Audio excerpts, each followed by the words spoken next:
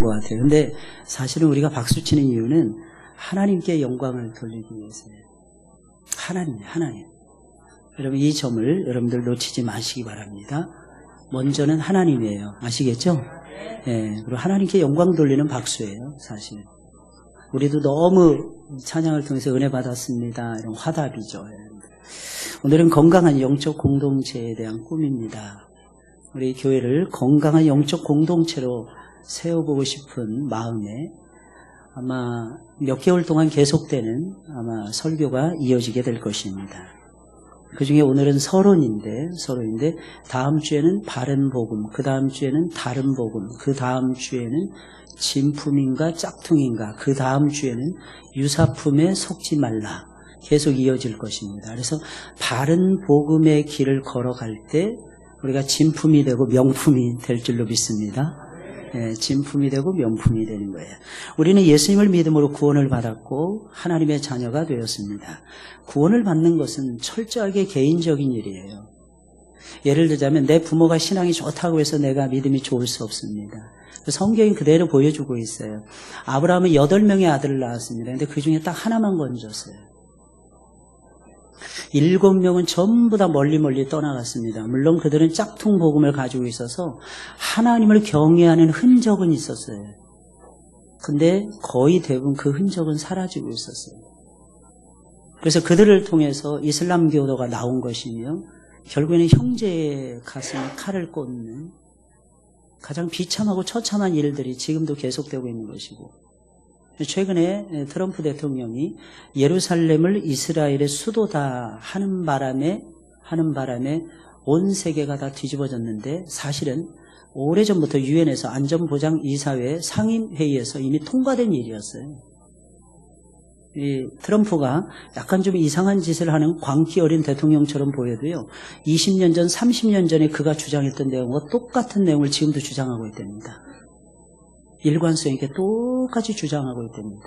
그 중에 하나가 예루살렘을 이스라엘의 수도로 돌려주는 일입니다. 계속해서 지금도 분쟁이 일어나고 있어요. 통곡의 벽이 멈추지 아니하고 통곡을 하고 있는 그런 실정입니다. 근데 아무튼 여러분들, 우리 부모가 믿는다고 해서, 내 형제가 신앙이 좋다고 해서, 내 와이프가 신앙이 좋다고 해서 그 치맛자락 붙잡고 천국 갈 수는 없는 것입니다. 하지만 구원을 받은 이후에는 우리는 철저하게 공동체적인 삶을 살아야 됩니다. 성경은 공동체에 관한 이야기라고 해도 과언이 아닐 정도로 공동체를 아주 많이 강조하고 있습니다. 오늘 한국교회가 위기에 처했다는 것은 주지의 사실인데, 그렇게 된 가장 중요한 이유 가운데 하나는 한국교회가 이 공동체성을 상실해 가고 있기 때문이라는 것입니다. 교회론이 가장 큰 문제로 대두가 되고 있는 실정입니다. 교회가 너무 개인적으로 변하게 되고, 교회가 너무 이기적으로 변하게 돼서 교회를, 공동체성을 가지고 있는 성경이 말하는 온전한 교회의 모습을 회복하지 못하고 있는 것이 한국교회의 슬픈 모습인 것입니다. 그래서 오늘은 우리가 속한 공동체를 어떻게 세워갈 것인가, 그 비전에 대한 말씀이고요. 우리가 지난 반년 동안 살아온 것에 대해서 감사하셔야 되고, 우리를 공동체를 하나님이 어떻게 지켜가고 계시느냐 하는 것에 대해서 여러분들이 한번 고민해 보시고 묵상해 보시고, 나머지 우리에게 주어진 올해의 반년 동안 이 공동체를 어떻게 끌고 가고, 여러분들이 속해 있는 가정, 직장이라는 공동체를 어떻게 끌고 가야 하나님이 원하실까, 하나님 기뻐하실까 고민하는 한 시간이 되었으면 좋겠습니다. 먼저 우리는 하나님의 은혜를 구원받았는데, 구원을 받기 전에는 저와 여러분들은 어떤 상태에 놓여 있었나요? 우리는 개구리가 된 지 굉장히 오래된 사람들입니다. 그러다 보니까 우리는 올챙이적 생각을 자꾸 잊어버려요. 바라보면서 얘기하는 거예요. 우리 꼴이 없었는데, 내가 지금 현재 꼬리가 없으니까 옛날에 꼴이 없었다고 생각을 하는 거예요. 분명히 옛날에 꼬리가 있었습니다. 꼬리가 없었으면은 올챙이가 개구리가 될 수가 없어요. 움직일 수가 없기 때문에, 움직일 수 없으면 죽게 되어 있거든요, 여러분. 그런데 우리는 자꾸 잊어버리는 거예요. 11절 12절의 말씀이에요. 그러므로 생각하라. 너희는 그때 육체로는 이방인이요 손으로 육체에 행한 할례를 받은 무리라 칭하는 자들로부터 할례를 받지 않은 무리라 칭함을 받는 자들이라. 그때 우리는 그리스도 밖에 있었고 이스라엘 나라 밖의 사람이라. 약속의 언약들에 대하여는 외인이요 세상에서 소망이 없고 하나님도 없는 자이더니 그랬어요. 우리의 상태를, 구원받기 이전에 우리의 상태를 분명하게 얘기해 줍니다. 한마디로 정의하면 이방인들이었어요. 이방이라는 말이 무슨 말이겠습니까? 육체적으로도 영적으로도 분명한 이방인이었어요, 여러분들. 이 말이 무슨 말이에요? 하나님의 축복에서 멀리 떠나 있었던 저와 여러분들이라는 것입니다. 이스라엘 나라 밖에 있었고요, 여러분. 언약의 밖에 있었고 전혀 상관이 없었고 이 세상에서도 소망이 없었고 하나님도 없이 살아가던 불쌍하고 측은한 영혼들이 저와 여러분들이었어요. 구원을 받기 전에 우리 인생의 모습이 이래했다는 것입니다. 이 모습을 이해하는 것은, 이 모습을 잊어버리지 않는 것은 굉장히 중요합니다. 왜냐하면 이것을 잊어버리지 말아야만이 현재 내 모습이 있기까지 내가 얼마나 은혜를 받았는지 깨달을 수가 있어요. 내가 얼마나 하나님의 사람으로 여기까지 달려왔는지, 이 축복이 얼마나 대단한 것인지 알게 되게 되어 있다는 것입니다. 우리가 하나님을 사랑하는 이유가 무엇입니까? 우리가 하나님이 원하시는 삶을 살아야 되는 가장 중대한 이유가 무엇입니까? 그 중대한 이유는 하나님이 우리를 사랑하사 우리를 구원해 주셨기 때문이라는 거예요. 여기서부터 출발하셔야 된다는 거예요. 쉽게 말씀드리면 이거예요. 우리는 하나님으로부터 멀어져 있었어요. 우리는 하나님의 축복으로부터 아무 상관이 없이 살아왔어요. 그런데 하나님께서 그런 우리를 다시 부르셔서 다시 사랑해 주셔서 다시 건져 주셨다는 것입니다. 그리고 저와 여러분들을 하나님의 자녀로 삼아 주셨다는 거예요. 여러분, 이것으로부터 저와 여러분들이 출발해야 돼요. 왜? 우리는 공동체에 이 공동체로 산다는 것이 굉장히 어렵습니다. 여러분, 교회는 세대 간의 격차를 뛰어넘어야 돼요, 여러분. 어린 아기부터 시작을 해가지고 어른까지 2부 예배 드리는데 아기들이 한 6, 7명이 같이 예배를 드렸습니다. 아기들이 매주마다 같이 예배를 드려요. 근데 신기한 건 초등학교도 안 들어가는 아기가 예수 우리 왕이요를 눈을 부릅뜨고 부르더라고요. 애들이 저기 서서 여기 서서 저기 서서 곳곳에서. 너무 신기하지 않습니까? 우리 전사님들이 고백을 하시는 거예요. 지난주였던 것 같아요. 목사님, 신기해요. 어떻게 애기들이 예수 우리 왕이요를 알까요? 너무 신기하다는 거예요, 아기들이. 글쎄요, 자기의 지혜와 지식으로는 모르겠죠. 근데 성령께서 가르쳐 주시면 알 겁니다. 이게 성령이 스승이 되시는 성령. 여러분, 그것을 가르쳐서 우리는 보통 뭐라고 부르느냐? 은혜라고 얘기하는 거예요. 그 아이가 뭐 예수님의 옛자는 알겠습니까? 예수님 뭔지 알겠습니까, 여러분? 근데 분명한 것은 그 아이의 영혼에 성령께서 들어가시니까 이 아이의 마음속에 예수님이 좋아지는 거예요. 예수님 향해서 내가 찬송 불러야 되겠다. 하나님을 향해서 영광스러운 노래를 불러야 되겠다. 이게 축복이 아니고 무엇이겠습니까? 제일 큰 축복은요, 하나님을 아는 지식에 이르는 거 아니겠습니까? 저와 여러분들은 정말 부족해요. 그리고 이 세상도 살아가기에 감당하기가 정말 어렵습니다. 게다가 교회 속에 오게 되잖아요, 여러분들. 그래서 천국인 줄 아는데 천국이 아니거든요. 다른 기관이나 예를 들어서 직장 생활합니다. 그 직장 생활 속에서 우리가 살아갈 때는 우리가 싫은 사람 안 볼 수도 있고 미운 사람 안 볼 수도 있고, 근데 교회 속에서는 그게 안 돼요. 같은 기관에 속해 있어요. 또 희한한 거는 내가 미워하는 사람은 나하고 같은 기관이에요. 할렐루야. 진짜 신기해, 이게. 근데 같이 해야 됩니다. 이게 왜 그럴까요, 여러분들? 우리는 사실은 더 큰 죄인들인데 더 큰 용서를 받은 하나님의 구속받은 사람들이기 때문에 그런 겁니다. 우리가 이해할 수 있고 용서할 수 있는 것이 무엇입니까? 바로 구원의 은총 때문이라는 것입니다. 이 사실이야말로 우리가 평생에 하나님이 기뻐하시는 삶을 살아가야 되는 가장 중요한 근거가 되는 거예요. 사도 바울은 우리가 받은 구원의 의미를 어떤 관점에서 묘사하고 있습니까? 한마디로 말하면 바울은 우리가 받은 구원의 의미를 개인적인 관점이 아니라 공동체적인 관점에서 묘사하고 있어요. 13절에 있는 말씀입니다. 이제는 전에 멀리 있던 너희가 그래서 단수가 아니라 복수를 쓰고 있어요. 그리스도 예수 안에서 그리스도의 피로 가까워졌느니라. 앞선 11절, 12절이 원래 영적 공동체와는 무관한 사람들이었음을 우리에게 가르쳐주는 것이라면 13절에 있는 말씀은 그랬던 저와 여러분들이 이제는 달라졌다는 거예요. 이제는 무엇이 달라졌다는 거예요? 그리스도 예수 안에서 예수 그리스도의 피로 가까워지는 사이가 되었다는 것입니다. 14절, 16절의 말씀도 우리가 하나가 되었다는 사실을 천명하고 있는데 이것은 곧 무엇을 의미하는 것입니까? 영적 공동체에 우리가 한 멤버가 되었음을 의미하는 것입니다. 특별히 16절에 있는 말씀이 이렇게 말해요. 또 십자가로 이 둘을 한 몸으로 하나님과 화목하게 하려 하십니다.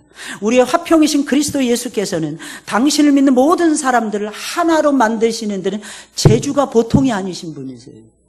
그래서 예수님 안에서는 하나 될 수밖에 없어요. 가족이 자꾸 깨진다 그러잖아요, 여러분들. 이미 10년 전부터 우리나라가 두 가지에서 명실상부한 세계 제일입니다, 여러분. 그 첫 번째가 무엇인 줄 아십니까? 이혼율이 세계 제일입니다. 두 번째가 무엇인 줄 아십니까? 청소년 자살률이 세계 제일입니다. 가장 슬픈 비극이죠, 여러분들. 많은 나라의 난민들은 한국에서 살고 싶은 꿈을 꾸면서요, 코리안 드림을 꾸면서 한국으로 오고 있어요, 여러분. 그런데 신기하죠. 정작 이곳에 살고 이곳에서 태어난 사람들은, 이곳의 시민권을 누리는 사람들은 행복해하지 않는다. 어떻게 보면 진짜 불쌍하죠. 노력해도 잘 안 되고 취업하기도 어렵고 갈수록 취업률은, 청년 실업률은 점점 높아져 가고 있고, 어디를 봐도 소망이 별로 느껴지지 않는 한국 사회입니다. 그러나 우리에게 가지고 있는 분명한 것이 있습니다. 그것이 무엇입니까? 나이 낮은 것은 하나님의 은혜로 되었다는 것이고, 더 놀라운 사실은 그리스도 예수께서 나와 영원히 함께 하신다는 사실입니다. 그래서 저와 여러분들은 중간에 막힌 담을 하나님이 헐어내시는 거예요. 여기서 둘이라고 묘사했지만 단순히 둘을 의미하는 것이 아닙니다. 이것은 두 부류의 사람들을 얘기하는 거예요. 어떤 부류의 사람들일까요? 이 세상에 존재하는 모든 종류의 사람들을 다 아우르는 표현입니다. 그래서 무엇입니까? 하나님을 섬기고 하나님을 사랑한다는 이스라엘. 첫 번째 부류였어요. 완전히 이스라엘과 동떨어져 있는 두 번째 부류, 이방인들입니다. 그 둘이 어떻게 하나가 될 수 있겠습니까? 팔레스타인 사람들과 이스라엘 사람이 지금도 하나가 못 되고 있는데, 이스라엘을 감히 건드리지도 못해요. 이스라엘은 계속해서 치고 나갑니다. 가자죽으로 계속해서 자기네들의 세력을 확장시켜 나가고 있어요. 눈만 뜨면 아파트 몇 채가 들어서고 몇 동이 들어서고 거기에 이스라엘 사람들이 가서 그냥 거주해버립니다. 가자 사람들이 미치는 거죠. 여러분, 팔레스타인 사람들이 미치는 거죠. 근데 미국을 비롯한 수많은 유엔의 상임이사국이 여전히 그들을 지지하고 있어요, 이스라엘을. 그런 상태에서 계속 싸움은, 분란은 계속해서 일어나는 거죠. 게다가 그들이 훨씬 더 잘 살아요, 이스라엘 사람들. 팔레스타인 사람들은 미치는 거예요. 우리 땅이었는데, 내 땅이었는데, 어느 날 갑자기 2000년이 지난 다음에 내 땅 내놓으라고 들이밀고 들어와서는 자기네 땅들을 계속해서 해마다, 달마다, 연마다 계속해서 밀고 들어오는 것이었어요. 그런데 어떻게 그 둘이 화해를 하고 하나가 될 수 있을까요? 방법은 딱 한 가지밖에 없어요. 근데 신기한 건요, 그 땅은 황무한 불무지라는 거예요. 이게 이스라엘이 내거는 명분이에요. 광야라는 거예요. 사막이라는 거예요. 니네 땅인지 모르지만 니네 쓸모없지 않냐. 대신에 우리가 치고 들어가는 대신에 니네 경제 좀 살려주면 되지 않아? 우리가 들어가게 되면 먹고 사는 게 일단 해결이 되잖아. 니네 우리한테 식료품 팔아야 되잖아. 같이 사는 거예요, 더불어. 근데 이게 쉽지가 않은 모양이에요. 심지어는 부모 자식 간에도 이게 쉽지 않고요. 최근에 어떤 무서운 뉴스 하나가 나왔는데, 친구의 딸을 죽였어요. 친구의 딸을. 그것도 그렇게 친한 친구의 딸을 죽였대요.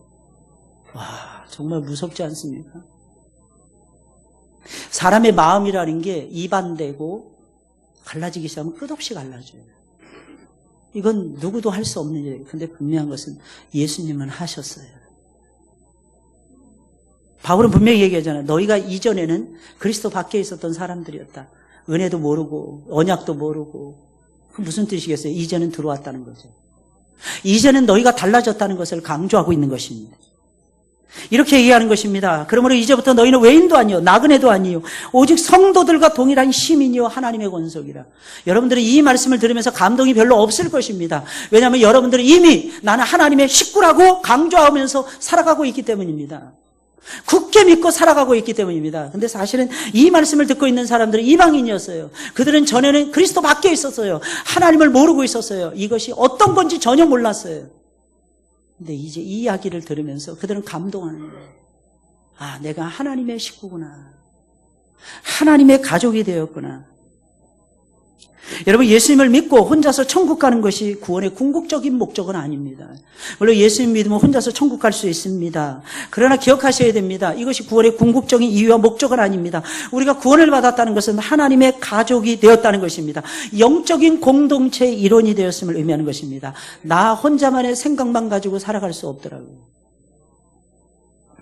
아무리 옳다 하더라도 여러분들, 나 혼자만의 생각만 가지고 살아갈 수 없어요. 그러니 건강한 영적 공동체를 세우는 일에 동참하는 것이 얼마나 중요한 일인지 몰라요. 그것이 구원을 받은 백성들의 의무요 삶의 아름다움인 것입니다. 그럼 우리가 건강한 공동체를 이루어야 되는 이유가 무엇입니까? 이유는 아주 간단해요. 우리를 구원하신 하나님 때문입니다.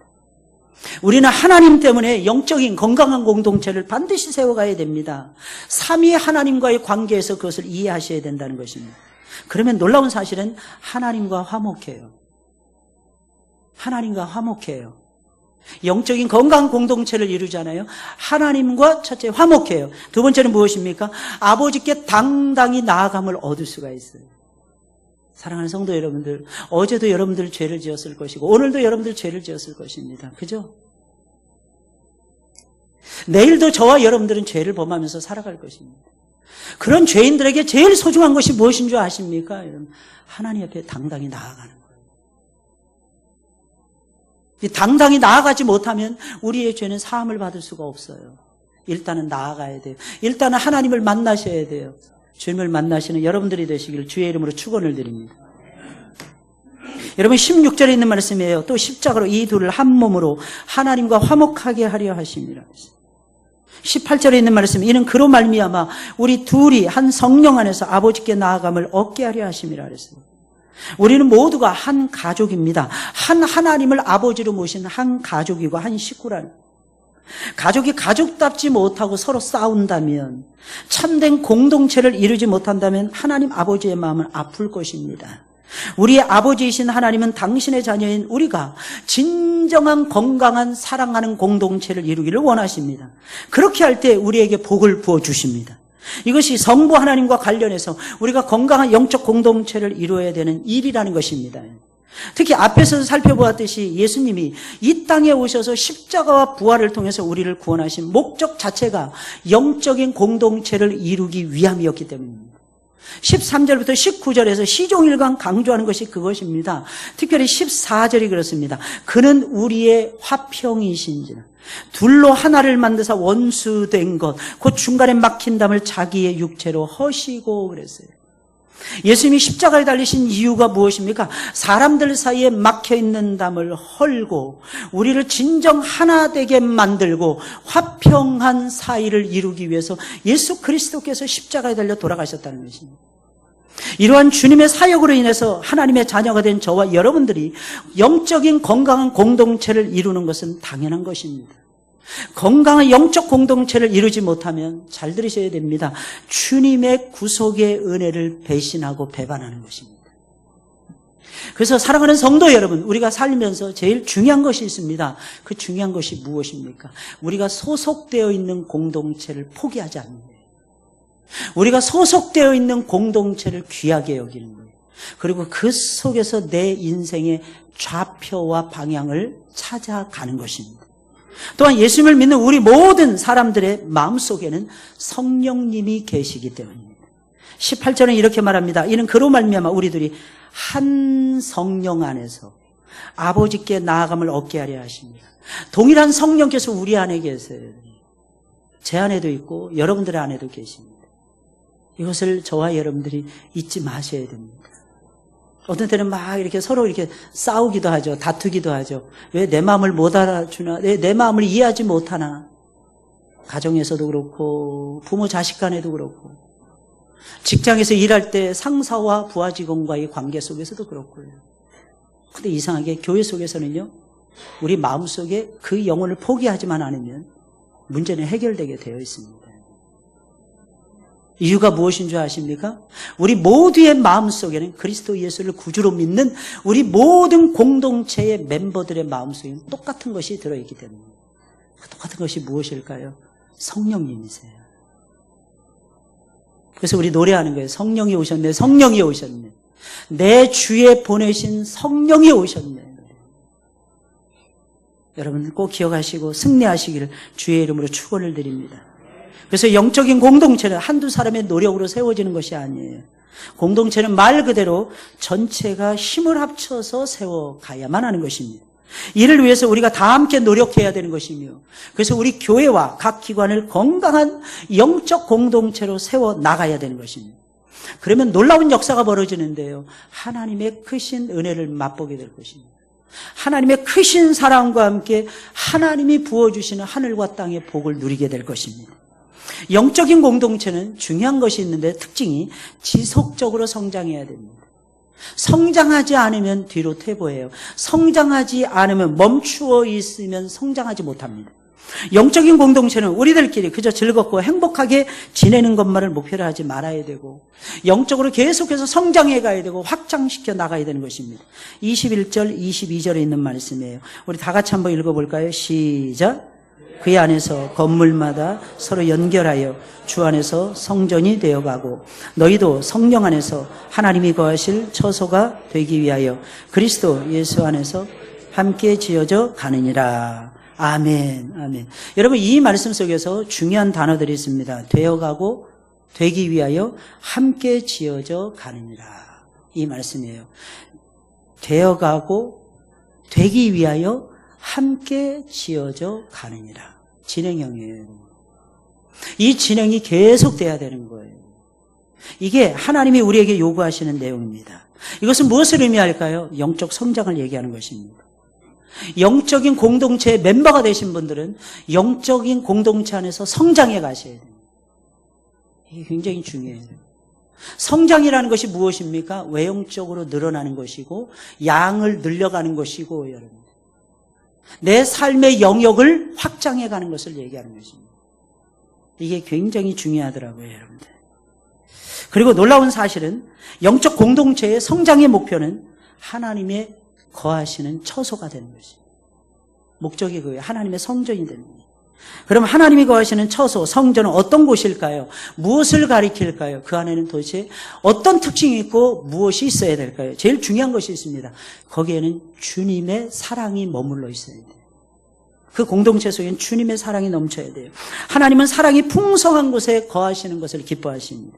공동체를 이루는 구성원들이 서로 사랑하지 못한다면 건강한 공동체라고 할 수 없고, 하나님의 은혜를 담지도 못할 것이며 하나님의 은혜를 누리지도 못할 것입니다. 우리가 진정으로 하나님이 거하시는 처소가 되는 공동체를 세워 나가려면 마땅히 서로 사랑해야 된다는 것입니다. 그것도 잘 들으셔야 됩니다. 내가 먼저 사랑하는 거예요. 내가 먼저. 둘째로, 하나님이 거하시는 처소는 하나님께 영광을 돌리는 곳이 되어야 됩니다. 예배를 통해서, 감사를 통해서, 중보기도를 통해서 하나님께 나아가야 되고 하나님께 영광을 돌려야 된다는 것입니다. 우리는 공동체의 모임을 가질 때마다 하나님께 먼저 예배부터 드려야 되고, 하나님께 먼저 엎드려서 기도부터 해야 되고요, 하나님께 먼저 주신 은혜에 감사부터 드려야 되는 것입니다. 당연히 그 감사를 통해서 기도해야 되고, 서로를 위해서 이러한 영적 활동을 통해서, 영적인 교제를 통해서 하나님께 영광을 돌리는 것, 이것이 바로 영적 공동체의 특징이라는 것입니다. 그리고 마지막 세 번째로, 하나님이 기뻐하시는 일을 하는 곳이 하나님이 거하시는 처소인 것입니다. 하나님이 기뻐하시는 일은 크게 두 가지로 나눠볼 수 있어요. 첫째는 섬김과 봉사이고, 둘째는 영혼을 구원하는 것입니다. 여러분, 하나님은 당신의 자녀들이 열심히 서로를 섬기며 공동체 밖에 있는 사람들까지도 섬기기를 원하십니다. 그렇게 공동체 안팎에서 열심히 섬기는 것이 하나님을 기쁘시게 해드리는 것이며, 그렇게 섬기는 사람들이 있는 곳에 자연스럽게, 영광스럽게 우리 주님이 거주하게 되시는 거예요. 그리고 우리는 영혼 구원에도 열심을 내야 되는 것입니다. 하나님이 가장 기뻐하시는 일은 죽은 영혼을 다시 살리는 것입니다. 이것만큼 소중한 일이 없어요, 사실. 그렇기 때문에 영적인 공동체는 그 일을 위해서 최선을 다하는 것입니다. 우리 찬양대에 서는 이유가 무엇인 줄 아십니까? 우리 찬양대는 우리 하늘문교의 얼굴입니다. 여러분들은 지금 예배 의원으로서 예배를 지금 돕고 있는 것입니다. 예배를 돕고 있는 사람들은 예배적으로 예배를 드리셔야 됩니다.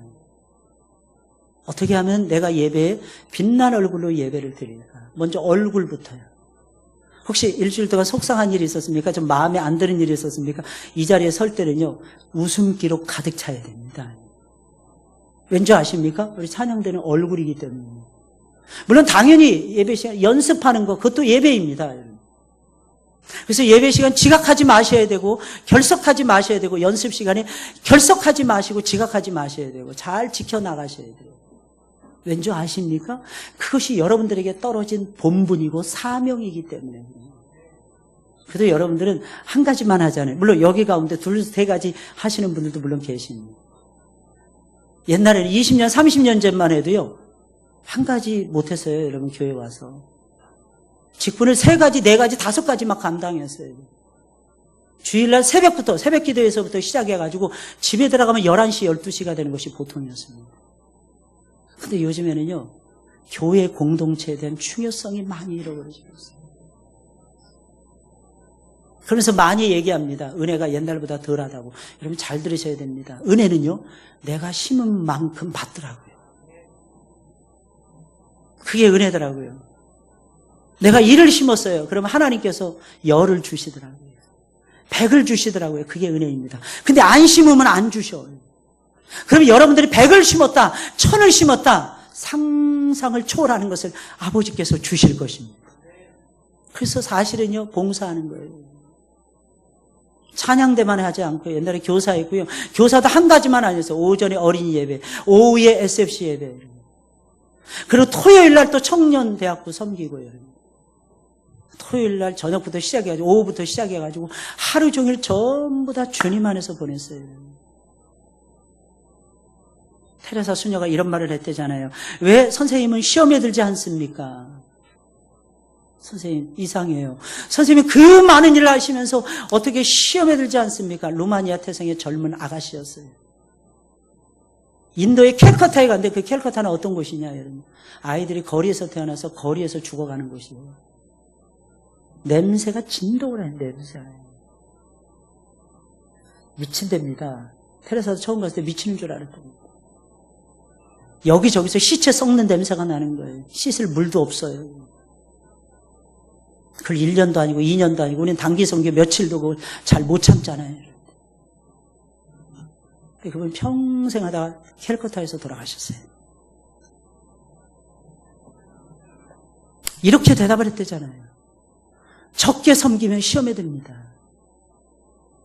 그러나 많이 섬기면 시험이 들 겨를이 없어요. 나는 죽는 그날까지 주님 바라보며 끝까지 섬기고 싶어요. 그것이 내 영혼을 지키는 방법이기 때문입니다. 여러분, 우리의 삶을 돌아보셔야 될 것입니다.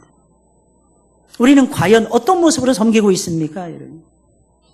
영혼 구원에 애를 쓰고 있습니까? 우리가 섬기는 모든 것이 영혼 구원하고 맞물려 있습니까, 여러분? 이게 중요하더라고요. 복은요, 영혼에게, 또 다른 영혼에게, 안 믿는 또 다른 영혼에게, 예수를 전혀 모르는 또 다른 영혼에게 교회가 관심을 가질 때 그 교회가 복을 받더라고요. 그래서 어제도 너무 더웠어요. 전도하는데 어제 비까지 막 쏟아지더라고요. 그러니까 전부 다 저한테는 목사님 희한해요. 밥을 드시면서 전부 다 기쁜 마음으로 저한테는 이상해요, 목사님. 여호수아가 전도할 때면 꼭 비가 오네요, 목사님. 제가 봤을 때는 전도 안에서 좋다는 뉘앙스였어요. 그러게요. 그러게 이상하게 여호수아가 맡았다 하면 비가 오네요, 이상하게. 지난번에도 한번 빵꾸 났거든요. 근데 어떤 분이 벌떡 일어나서 그러시는 거예요. 12시 원래 1시부터잖아요. 근데 12시 20분인가 30분 빠른 시간이었어요. 목사님 비가 그쳤어요. 빨리 나가서 우리 전도하다가 들어오면 안 될까요? 여호수아 분이 하시더라고. 그래서 어제 전도 일찍 시작했어요. 근데 와 정말 덥더라고. 막 그냥 온몸 땀이 그냥 막 범벅이 되는 거예요, 어제. 끝나고 났는데 한 분이 저한테 조용히 오셔서 그래요. 목사님, 이제 전도 7, 8월 쉬면 안 될까요? 근데 저쪽에서 한 분이 그러시는 거예요. 목사님이 며칠 전에 설교하셨잖아. 올 여름에는 강행한다고. 할렐루야? 아멘을 안 하시네. 할렐루야? 정말 우리 한번 해보자고요, 여러분. 그리고 7월 달에는 멈출 수 없습니다, 여러분. 왠지 아세요? 아이들의 여름 성경학교 잔치가 있잖아요. 아이들의 수련회를 우리가 맞이해야 되잖아요. 그럼 우리가 전도하지 않고 무슨 여름 성경학교를 한단 말입니까? 가능할까요? 저는 아무리 생각해도 불가능해 보이더라고요. 한 아이라도 전도하려면 한 아이의 영혼이라도 건진다고 했는데 놀라운 사실은 그 한 아이가 그 가정을 뒤집어 놓더라고요. 예수 만난 한 아이가 온 세상을 뒤집어 놓을 수도 있더라고요. 그럼 우리는 영혼 살리는 일에 집중하셔야죠. 우리는 세상적이고 인간적인 공동체를 만들어서는 안 되고 영적인 하나님의 사랑스러운 공동체를 세워가야 됩니다. 그러기 위해서 필요한 것이 무엇입니까? 20절이 말을 해주고 있어요. 너희는 사도들과 선지자들의 터 위에, 이게 첫 번째 요소입니다. 우리가 영적 공동체를 만들려면 어떻게 해야 되는 것입니까? 그래서 셀레베 하는 거예요. 그리고 셀장님들에서 쉬지 않고 기도하는 것입니다. 그래서 교사하는 것입니다. 왜? 그들의 공동점이 무엇입니까? 뭐 때문에 담임 목사를 위해서 기도할까요? 뭐 때문에 담임 목사에게 맛있는 음식을 사줘야 되는 것입니까? 이유는 아주 간단해요. 그 입에서 하나님의 말씀이 터져 나오기 때문에 그런 거예요. 말씀이에요. 사도들과 선지자들의 터 위가 무엇입니까? 말씀의 터 위예요. 성경의 터 위에 세워져 가야 된다는 뜻입니다. 성경을 사랑해야 됩니다. 성경에 기초해야 됩니다. 성경 말씀대로 돌아가기를 애를 써야 됩니다. 이게 쉽지 않더라고요. 목사도 까딱 잘못하면 놓치기 쉬운 것이 성경대로 살아가는 거예요. 그러면 하물며 여러분들이에요. 이해하시겠습니까, 여러분? 예수님께서 우리 모임에, 우리 공동체의 모퉁이돌이 되셔야 됩니다. 이 모퉁이돌이 무엇입니까? 기초가 되는 돌. 유대인들은요, 건물을 세울 때 기초부터 놓습니다. 기초. 이게 모퉁이돌이에요. 돌덩어리 갖다가 쫙 깔아요. 왠지 아십니까? 그들은 가진 게 돌밖에 없답니다. 유대인들의 땅을, 이스라엘 땅을 밑에를 파보면 전부 다 돌덩어리예요. 대리석이 어마어마하게 묻혀 있답니다. 그래서 돌은 수입하지 않았어요. 다른 건 다 수입을 해도 돌은 수입하지 않고 자국의 것을 쓰면서 성전과 백향목 궁궐을 세웠어요. 여러분, 무엇을 의미하는 것입니까, 여러분? 저와 여러분들의 삶의 기초 튼튼히 하셔야 된다. 그 기초가 누구입니까? 예수님이에요. 여러분들의 삶의 기초 예수님이 되셨으면 좋겠어요. 여러분들의 삶의 목표 예수님이 되셨으면 좋겠어요. 나는 예수님의 구속의 은혜로 구원을 받은 거예요. 우리는 모두가 예수님의 구속의 은혜로 구원을 받은 거예요. 그럼 삶도 예수님의 구속의 기초에서 살아가셔야 됩니다. 그 안에서 만족하셔야 돼요. 내가 원하는 걸 얻으려고 하지 마세요. 주님이 주시는 것으로 감사하셔야 되는 거예요. 우리뿐만 아니라 우리의 공동체도 그렇게 되셔야 됩니다. 바로 그것이 영적인 공동체인 거예요. 사람들이 모이다 보면 끊임없이 인간적이 돼요. 끊임없이 세속화가 이루어집니다. 이러한 경향을 이길 수 있는 것은 말씀이 우리를 다스리게 해야 되는 거예요. 말씀 앞에서 나를 조명해보고, 하나님, 내가 이렇습니다. 불쌍히 여겨주세요. 나를 바꿔주세요. 내가 틀렸습니다. 고백할 줄 알아요. 그러면 하나님께서 저와 여러분들을 도우실 것입니다. 영적인 건강한 공동체를 세우는 것은 하나님의 꿈입니다. 그리고 여러분 잘 들으셔야 돼요. 우리 모두의 꿈이에요. 그래야 우리의 자손들에게 건강한 공동체를 물려줄 수 있어요. 그럼 우리 자손들은 그 안에서 숨 쉴 것입니다. 그 안에서 진로를 개척해 나갈 것이고, 그 안에서 복을 누리게 될 것입니다. 그게 하나님이 기뻐하시는 공동체의 특성이고 하나님이 기뻐하시는 공동체의 생명인 것입니다. 그런데 이 공동체는요, 우리가 세워가는 거예요. 우리 지체되는 우리들이 한 사람 한 사람이 하나가 되어서 누구와? 주님과 하나가 되었어요. 우리 한번 따라서 해볼까요? 주님과 함께. 주님과 함께 세우는 거예요. 너무 놀라운 사실은 그런 목사님 교회만 세우고 나는요, 교회를 세우는 것이 나를 세우는 거예요. 내가 교회에 묶여 있잖아요. 예수님 말씀하십니다. 예루살렘에 올라가면서 제자들에게 저 감람산 벳바게에 가서 묶여있는 나귀 새끼를 끌고 오라. 한 번도 멍에를 매보지 않은 그 나귀 새끼. 특징이 뭔지 아십니까? 묶여있는 나귀 새끼였어요. 묶여있는 나귀 새끼. 하나님 앞에 쓰임 받으려면 교회라는 항구에 묶여있어야 됩니다. 이게 복이에요. 잘 모르시겠죠?